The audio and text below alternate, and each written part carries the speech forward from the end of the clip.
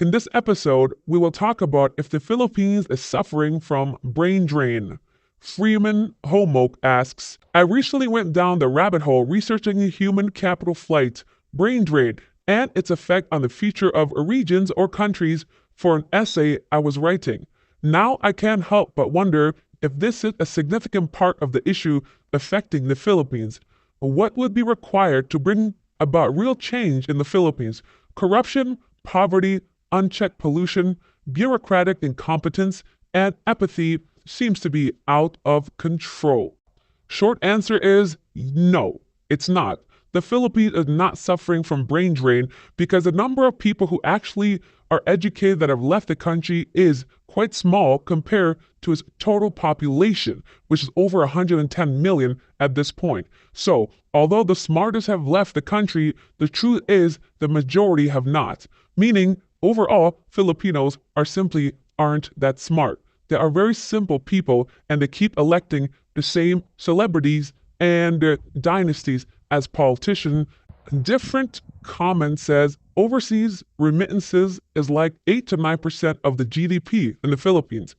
Until there are enough good paying jobs here, people will flock and the Philippines government will be happy to take their money. It also incentivizes those in power since the people willing to better themselves will give up and leave for a better opportunity abroad versus trying to make meaningful change here. An excellent point. Why would anything change when the people at the top are making the most money? And people that actually want change, they know the truth and the facts about the country and leave because they know there is definitely no hope for them in their lifetime. So they go abroad. Mammoth says, real change? A bloody revolt, to be honest, and that might not even be enough. They are too focused on beauty pageants and third world celebrities. Not to mention, they have been occupied by the Spanish, Japanese, and the US. It's just a dream. No such thing will happen in the Philippines, not anytime soon. The Philippines simply needs an outsider to come in and fix the country. The people themselves are like children. They do not have the brain capacity or the drive to do anything. A bunch of lazy individuals just hoping and praying for something better without ever doing anything about it, even though they know the reality. Chico XYZ says, those who are educated and literate often go abroad for greener pastures. The ones who stay usually focus on their academic goals and professional dreams, and you'll find them working in labs, law firms, JCI hospitals, and the corporate world.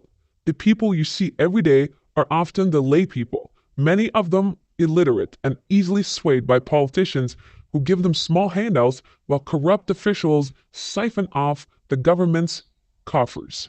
People always insist for their rights, but they ignore their responsibilities. Everyone demands freedom, but without respect even to the flag. The government talks about sovereignty, but avoids accountability and blatant disregard for their judicial system. A government must have 4 elements. It needs the people, the territory, the sovereignty, and the system of government that is effective and efficient. If you look at history, many countries once ruled by Spain became poor. This is tied to the culture Spain imposed on the Philippines. In contrast, most countries occupied by the British became successful, except Singapore in its early years because it was created for the purpose as a penal settlement, pseudo-Alcatraz of the East.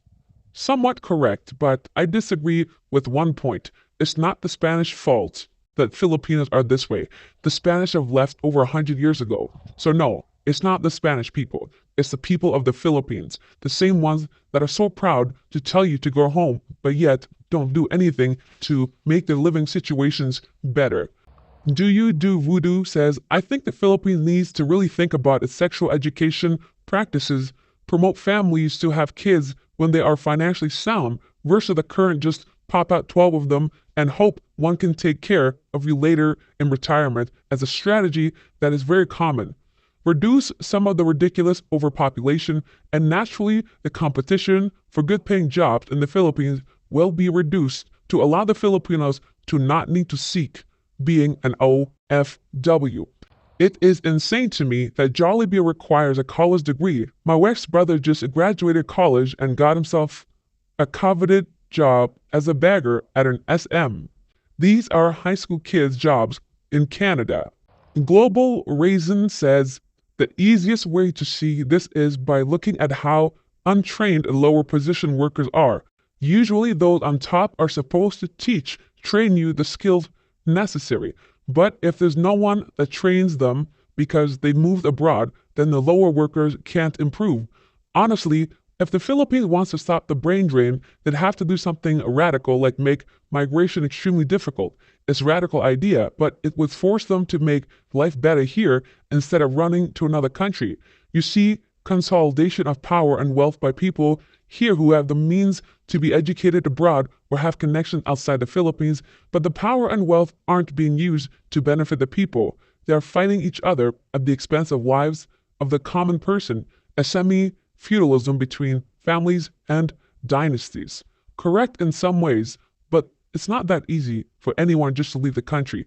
They know that their women are much more desired abroad. That's why they don't let them to go there. That's why you have to prove beyond belief that you will come back. They do not want, it's like having chickens.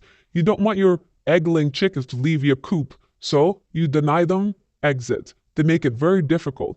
And if you say, well, my partner and I have never had trouble going abroad, we've always had no issues. Well, that's because either your partner is old, has multiple kids, or it just isn't attractive enough, or there isn't much of an age gap, meaning there's no requirement for the Philippine officials, or at least no suspicion from them. They know that she'll be back because nobody abroad wants someone like that. They are used up. Frozen says, yes, I've employed over 100 locals at a time starting in 2012 in the top sector of non-BPO. We paid well above market rate for talent, sometimes as much as double. Even finding a qualified applicant is quite difficult, so we made use of white-collar recruiting firms at times. When we did find one, we found many were upfront to us that our company was a stopgap for their ambitions for going overseas. For some positions, we were willing to match Singapore, Dubai salaries, and even include payroll taxes. In many cases, it was not the money, it was the fact that just didn't want to be in the Philippines. I heard more than once that being overseas would shield their lifestyle and assets from prying eyes of family. While I'm a foreigner, my brain is also wandering away from the Philippines these days. I don't have the youthful energy I once had to build up companies and people here. I think I'm Filipino enough to realize the greatest achievement is to just pack up and leave. Imagine that, wanting to leave, because they too know that money is not everything. Filipinos themselves, a lot of them, are fed up with the way the country is run.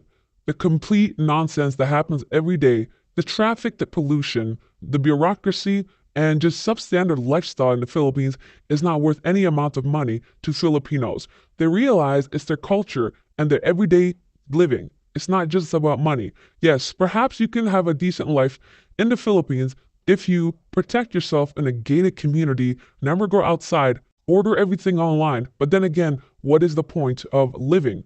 Imagine trying to go to a beach on a weekend, but you spend over 8 hours getting to the beach just to get ripped off and scanned and stay at a substandard hotel room, even if you paid hundreds of dollars a night.